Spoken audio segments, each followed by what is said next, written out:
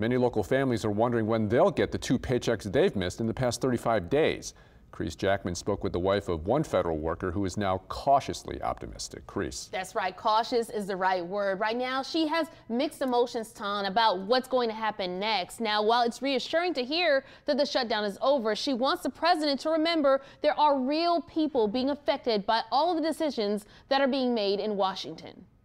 What's going to happen February 15th? Are we starting all over? Are we going to be used again? I'm still stressed. Stressed and troubled are the 2 best ways Dusty Ward describes her feelings about the longest-running shutdown in U.S. history. For the past 35 days, Ward's husband traveled to work knowing he wouldn't get a paycheck.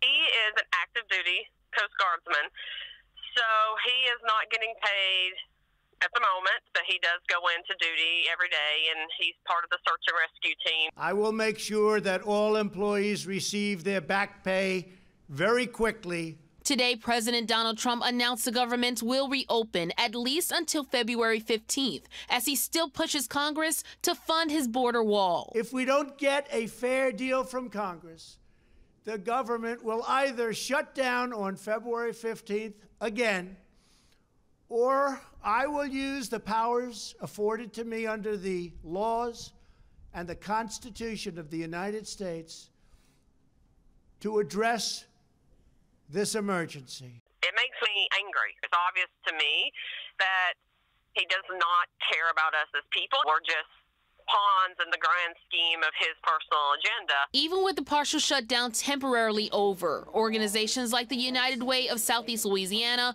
plan on helping out families struggling to make ends meet. And the reality is when you're talking about people's pay and their ability to take care of their family or their household, there's a lot of concern there. And so we know that while this is a temporary reprieve, the reality is we could be right back here just in a few short weeks. There is good in the world, there is light in the world, and it's those of us that have this light and this good in our hearts. Hopefully we're going to be the ones that win. Until the shutdown uncertainty is gone for good, Ward won't rest easy.